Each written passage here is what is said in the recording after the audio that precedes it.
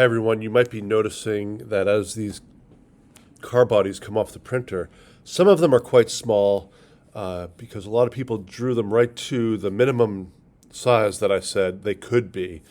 And the minimum size would probably work, but they're turning out to be maybe a little bit too small for your liking. So this one, for instance, is 150 millimeters long. That's 15 centimeters. Now, I can look at the size by choosing this tape measure tool, the measure tool, and I can choose points now, at that point to that point, and it tells me the x-axis distance between them. And as I mouse over, the distance lights up. So that's, I can see the red dotted line is 150 millimeters apart. That's only 15 centimeters.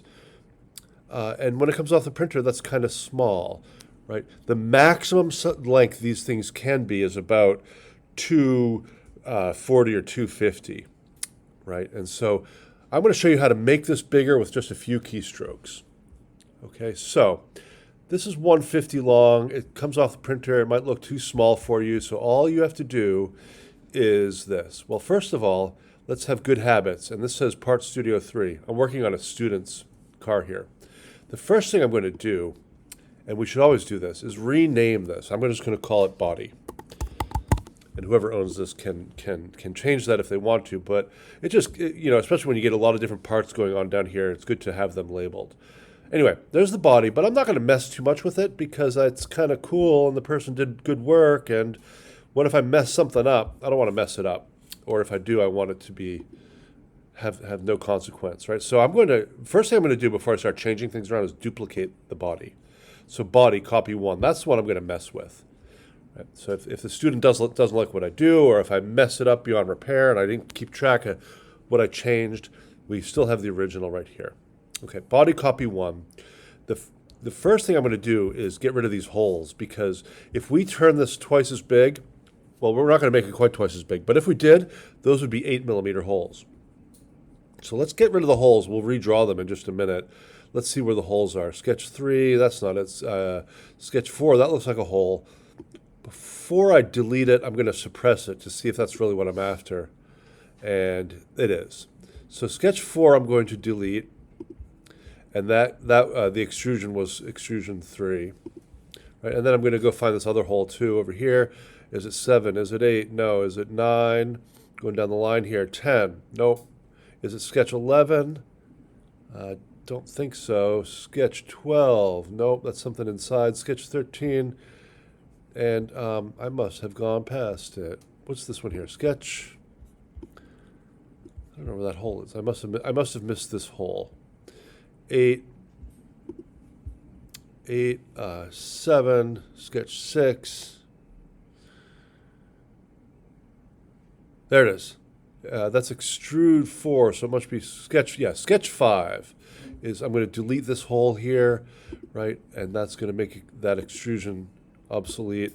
And so now I have the car without holes in it, and I'm going to simply go up here to transform. I'm going to click on it, and I'm going to change this to scale. Right, that's what I'm going to scale it up. And entities should transform or copy this, your model. So I clicked on the model. And now you have to just give it a point to scale up from. So I'm going to click in the red box, point or make connector. You can choose any little point or vertex. There's one right there. Oh, but I have the scale at 1, so it's going to be the same size. Let's make it 1.75. So not twice as big, but 75% larger than it was. And we'll do it at that point there. Any point will do. And it simply grows like that. Now I'm going to make sure it's not over, I think my number's like 240-ish. Right? I can't be longer than 240. It won't fit on the print bed. So from here to here now is 262. It's a hair too big. Okay? It's a hair too big. I need it to be in the range of 240-ish as a maximum. All I have to do though is right click on my transform and edit. And I'm going to turn that to maybe a 1.5. And hit the thing, and now it's this big, right? 1.5 times bigger than it was originally. I'm going to check the measure tool, and from there to there is 225 millimeters. That'll fit nicely on the print bed and be a good size. So that's how you resize things. You get rid of the holes, and then you use the transform tool to scale it up by a factor of 1.5 or 1.6 or something like that, depending on how big you drew it to begin with. We do have to put the holes back in it, so let's quickly put a sketch on this surface here, and I'm going to draw this hole, center point and geometric center. I'm going to draw a 4mm hole, and it looks like this car is symmetric around this point. I'm going to see if I can just get that over to the other side with a mirror command. Right, so mirror, select a mirror line. How about that one? Select an entity to mirror. How about that hole, that circle? Oh, it's not quite symmetric. I'm not going to do the mirror. I am actually going to Control Z, get rid of that, and I'm just going to go over here and sketch it. Sketch, there's this geometric center, there's the geometric center. I'm going to put that hole at the geometric center, 4 mils,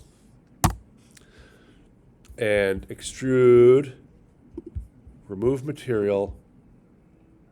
And how much? 25mm? No, that won't make it all the way through. Right? So just all through all. Blind, how about through all? There they go. And this one is now ready for the print bed, and it's notably bigger than it was before. And so that will print up nicely now and be of a sufficient size. Okay, another thrilling video from room 116.